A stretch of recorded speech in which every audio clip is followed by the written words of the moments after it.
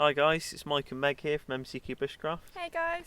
We're out just doing some canoeing again in the back country of Sweden, out in the wilderness. We've been canoeing for about 2 hours, haven't we? A couple of hours, gone through a few lakes and... Been stunning. Yeah, really beautiful. So we're just on a river really for about 3 to 4 days till we reach our destination, and we found this nice area here. This is what they call, if I pronounce it right, a mura, which is basically a bog. Very soft ground, very mossy. The trees are usually quite short and dwarven. And we found this area really because we've been looking for a nice place to land the canoe, nice soft ground where we can park it, not damage it. And we've got a big rock over there, some rocks over here. We can make a fire on them, sit down and have somewhere dry and obviously a decent area to make a fire that's not going to be on this damp ground. So we're going to stop, have some lunch. We thought we'd film this one. Hope you enjoy the video, and we're going to get some lunch on. I'm starving. Yeah, me too.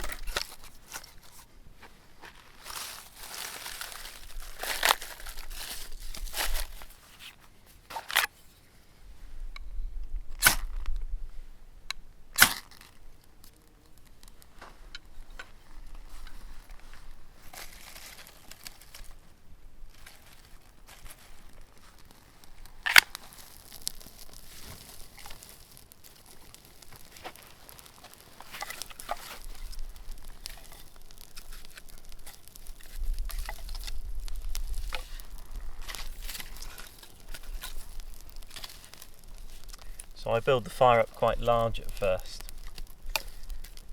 simply because we're going to be doing some cooking, so I never cook on flame, especially when you're cooking things like meat or any other food. So getting a nice bed of embers is quite important. So just build it up big, let it burn down, and then you can do some cooking.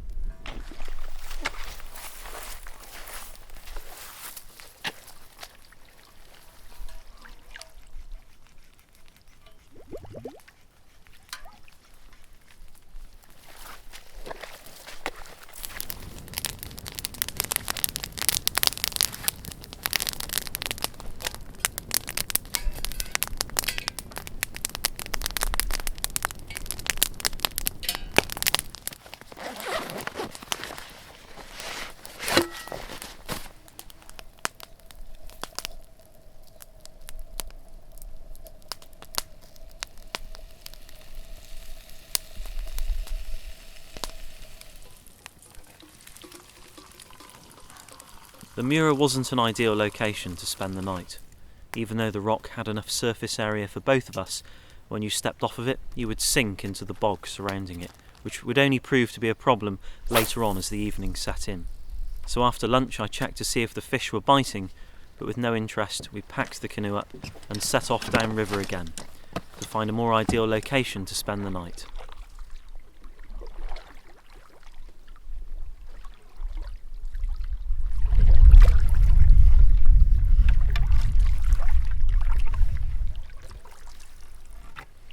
We canoed for another hour and a half and reached a very large lake, and in the distance a small island. We decided to make our way towards it to see if it were a good location where we could spend the night and make a camp. That looks like an alright place to call home. Yeah? Yeah. Quite rocky. Yeah. It looks like there's some flat spots in there. Those rocks are good though. Yeah, they'll create a bit of a wind barrier, won't they? Yeah.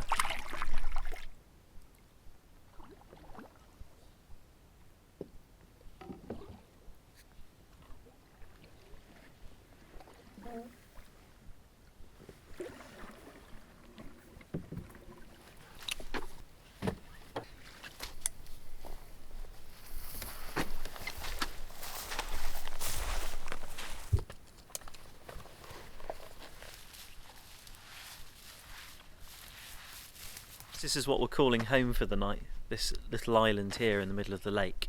And obviously the river carries on further down. This is just a big opening really where we're spending the night. And it's a really nice location. Looks like there's some good fishing to be had as well. We've unloaded the canoe down at the edge of the island, taken all our gear and just put it on the side, but we're going to leave the canoe there, unlike last time. And the last trip we did, we actually made it a part of the encampment because of the high winds. So we're going to go get the gear and get a camp set up.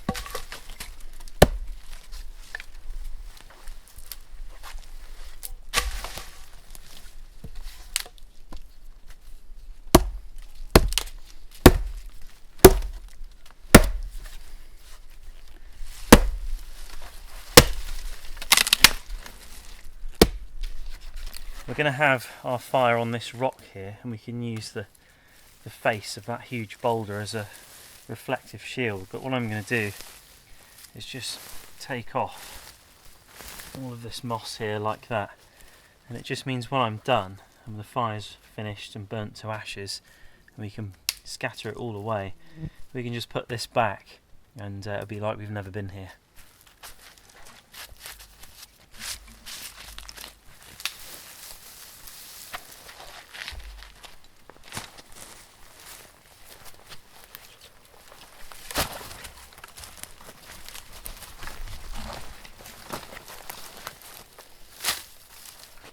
Been using birch bark mostly to get the fires going, just because there is so much of it around, and with a ferrocerium rod it's very easy. Just tear some strips to initially get it all going, and the thinner stuff's great for putting on top actually.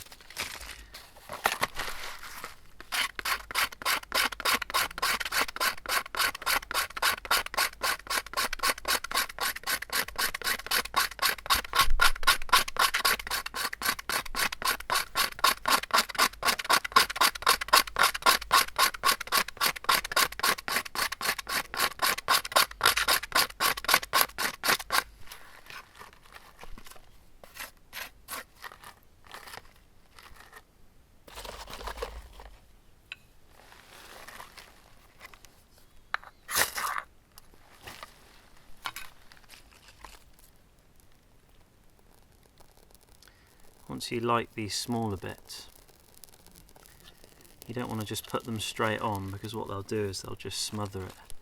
But once things are going, it's pretty simple really. I mean, that's a huge amount of bark, but why not? There's so much of it around on fallen trees all over this island and everywhere, then might as well have the insurance that the fire's going to be going.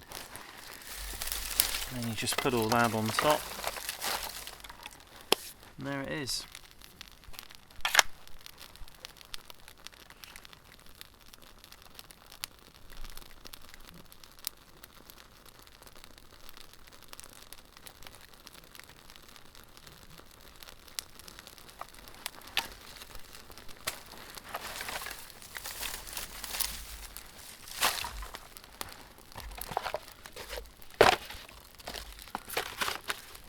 You need a washing line, don't you? Yeah, it'd be quite good to be able to hang, maybe from there to there, just hang my shoes. I know it sounds silly, but Whereabouts? How high? from maybe low down to that tree over there.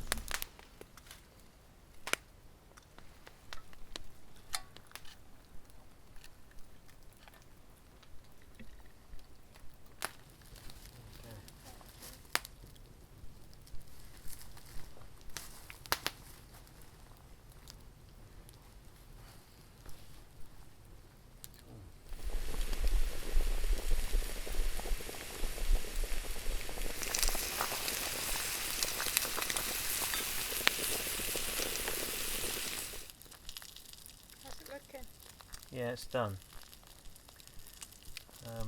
Bit too hot, the fire. It's a slight burning on one end, but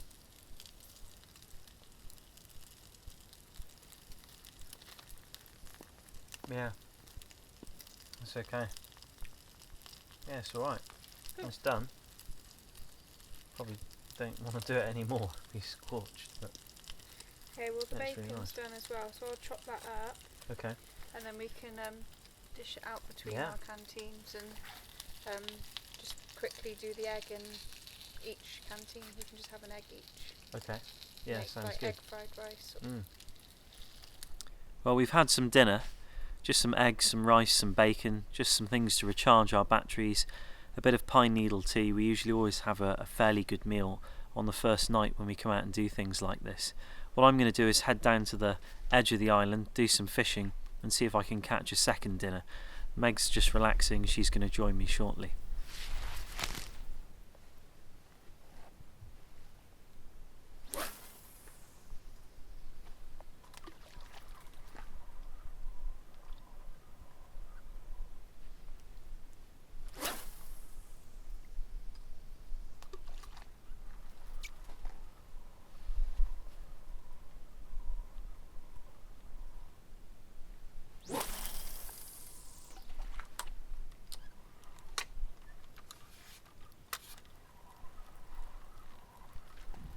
So I've been fishing now for about an hour, lots of activity going on, and there it is, my first fish of the day.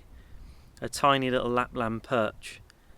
Lovely little fish, probably a little bit small to eat, so I think I might let this one go and keep fishing, see if I can find something big enough for two, not just a mouthful. So I'll let this little guy go.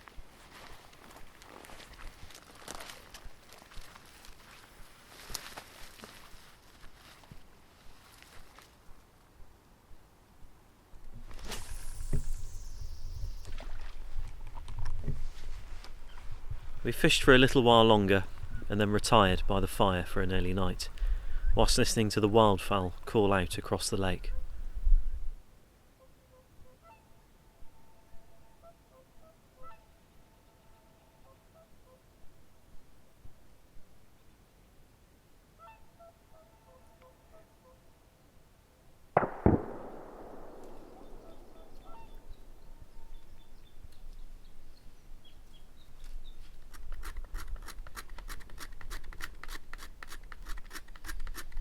Well, it's the morning, really nice morning. And one thing I'd always suggest if you're camping out for long periods of time is to hang your sleeping bag when you get the chance on a nice day. It's good to air it out and get all the moisture out before you put it in the stuff sack and move on.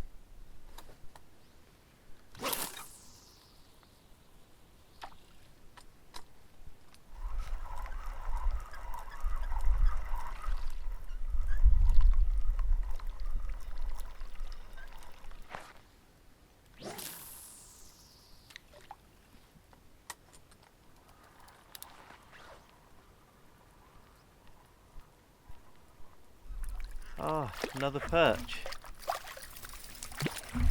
Another perch. Bit bigger than the last one I caught yesterday. He's gone for a pretty big pike lure as well, a spinner. I knew he was lurking in that grass because he's gone for the lure a few times today. So I just started bringing the lure past the grass very slowly and making a bit of noise on the surface with this one. And he's gone for it. But yeah, we could eat that one. What do you think? Looks like an alright size. Yeah, it's not too bad, is it? You get that filleted and eat it, I think. That'd be an alright second breakfast. Yeah.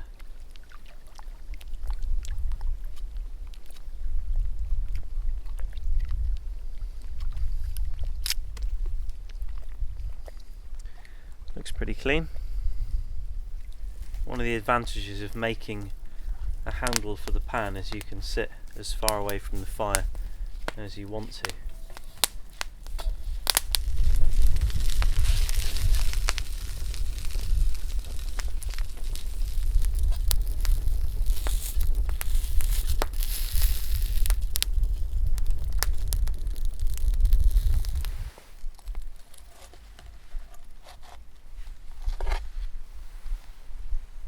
been really nice on this island. Though you didn't have a good night's sleep, did you? No, not at all. Don't know why, I just couldn't settle. I was out cold. Was I snoring? Yeah. Was I? Yeah. What, loud? You don't snore at home, but you've snored quite a lot camping out. It's because I sleep on my back when I camp out. Mm. And when I'm at home, I sleep on my side. I'm the same actually, I probably snore a bit as well. I don't know why. Just find it really comfortable. You've snored a little bit, love. Come on. You have.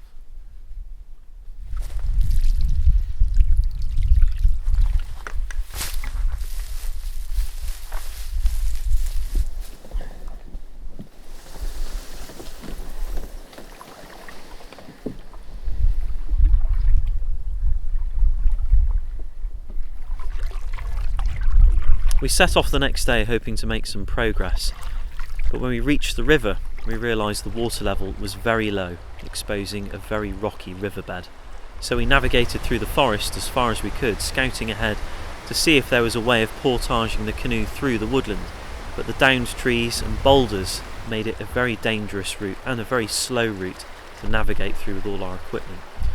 So we took the easiest and safest route we could, taking the weight out of the canoe and walking it down river, and then canoeing when the level was up again.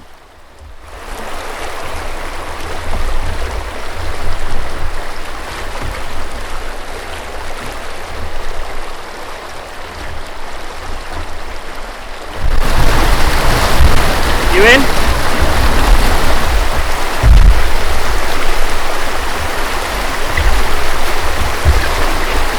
Do you want to lower your centre of gravity? Just get your knees down. Yeah.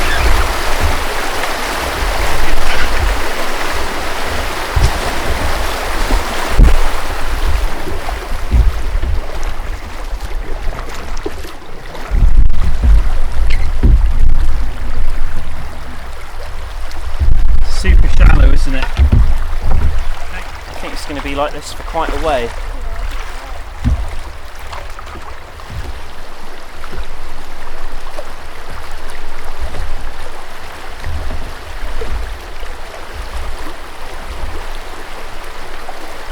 It's really nice this afternoon. Okay, good. Go a bit slower.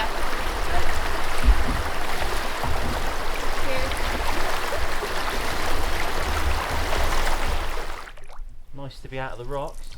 Absolutely. We managed to get through it. It's not found too it. bad really, you've just got to guide the canoe through. Because sometimes the woodland is just so impenetrable that portaging all the gear is just not an option without actually injuring yourself. But you've got your buoyancy aids on, so there's no chance you're going to drown. The only thing you've got to watch out for is hurting your feet, your ankles. You know, just take it really, really slow. But we managed to get through a lot of it. I'd like to say I'm quite fearless, but I found that quite scary. I know you did, but that's okay. As you say, I'm scared of stuff, but you're not, so it's just the way it is. You did fine though. There's some chaga up there, look, can you see it? Oh yeah, Oh, look at that. you've got so much chaga. I think I'll leave that for nature. With the shallows behind us and the river calm again, we were able to make some progress before nightfall. We camped by the side of the river that night and just took it easy, ready for the next day.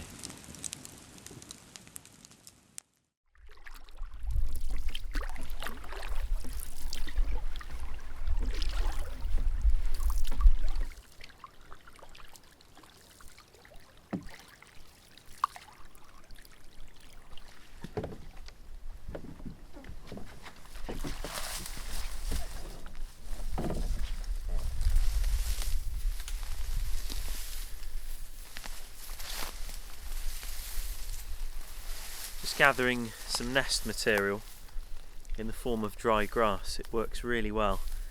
The weather's been dry for a couple of days now, so this kind of material will be really dry unless you start digging down into the ground where it's moist. But I'm going to show you another kind of tinder that you can actually find out here. One I gathered yesterday actually, and it's been drying out in my pocket, and it's another really useful tinder that you can use to make fire if things like birch bark isn't available.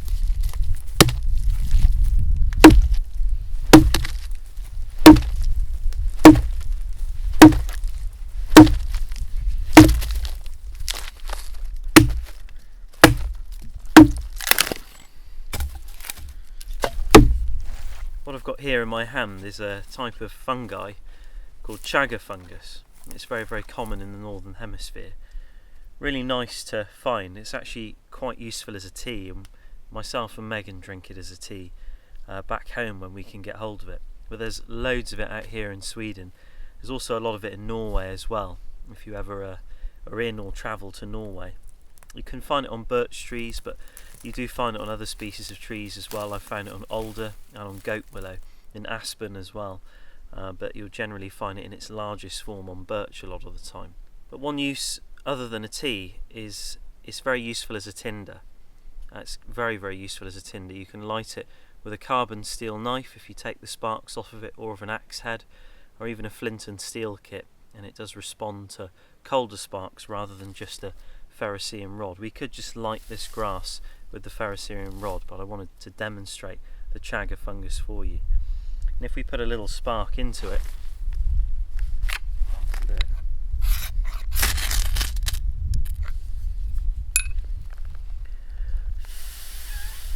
you can see it smoking very slowly, and we've just caught it here.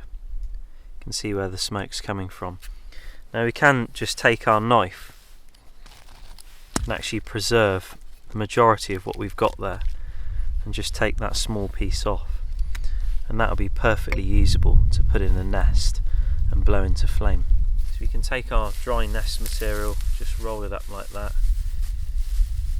Usually you can put the fine stuff in the middle, pieces of the lit Chaga fungus go inside, and you can surround the fungi or the ember with the nest.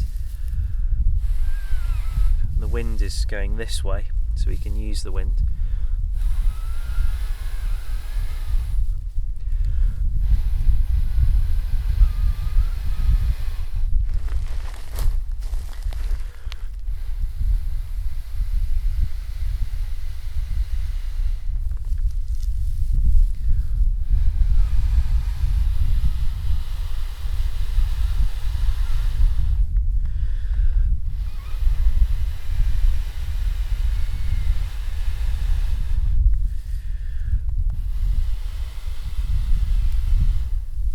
There we go, almost lit. The smoke gets very thick,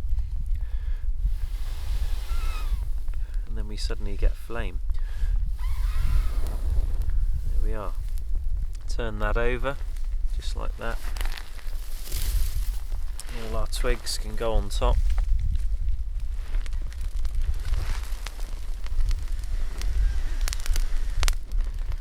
And then we should have the makings of a fire. But it's always good to be a bit heavy with the nest material, so have lots of it, especially if the wood's damp, because it burns very quick.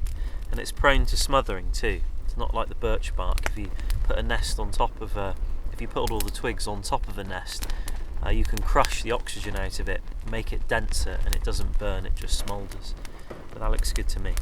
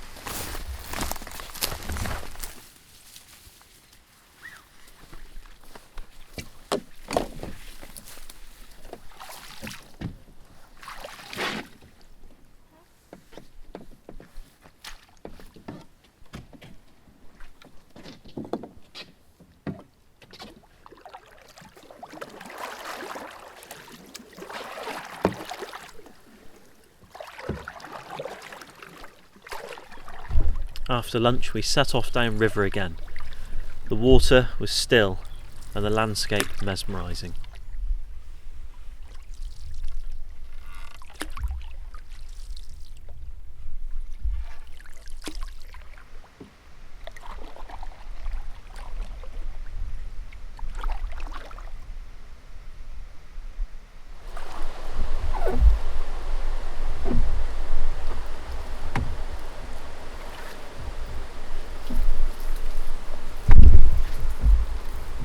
So we've had to land the canoe just in between the rocks. It's in a nice deep area and it's kind of clamped so it can't go anywhere.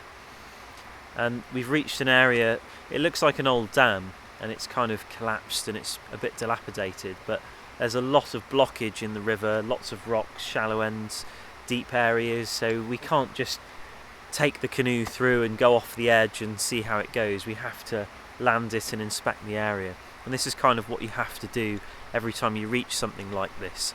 You have to stop the canoe, inspect the area, and then do a little portage and get all your gear across and get back in again.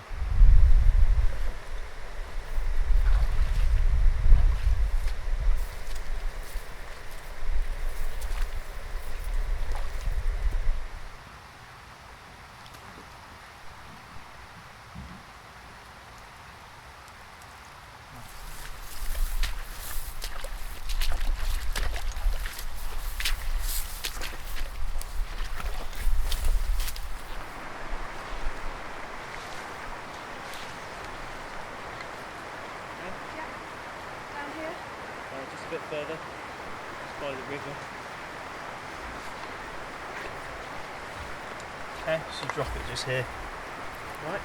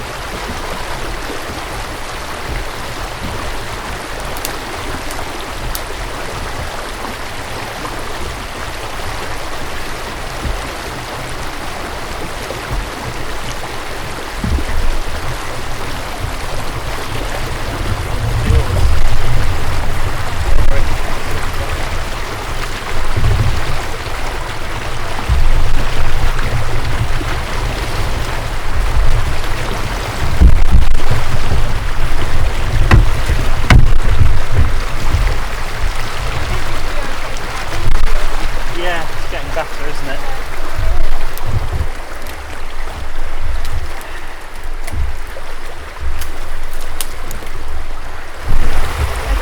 Okay, yeah. Looks good.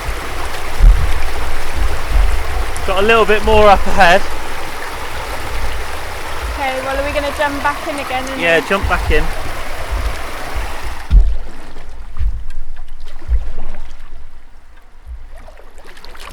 Let's just stay in the middle.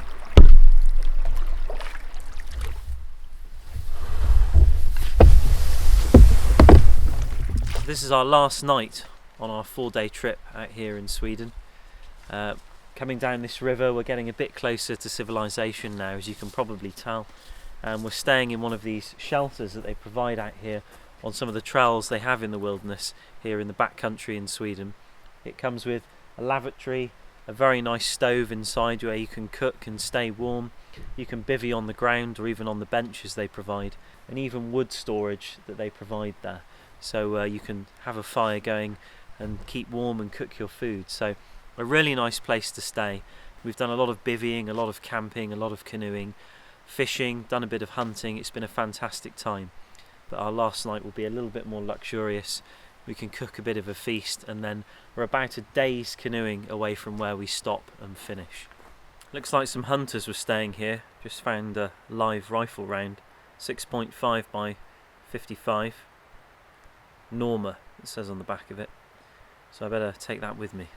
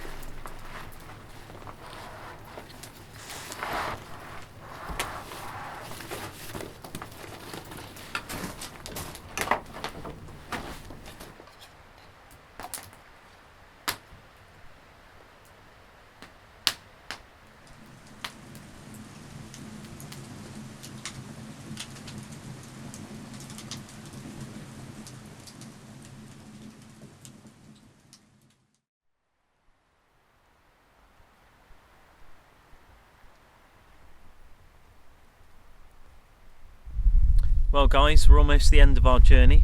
It's been quite long, hasn't it, Meg? Yeah, long and exhausting, but amazing at the same time. So I hope you've enjoyed this video. Hope you've enjoyed the other videos that we've had when we've been out in Sweden. This will be one of the last ones, and thanks for watching. And stay tuned for more videos in the future. Thanks again guys. Take care.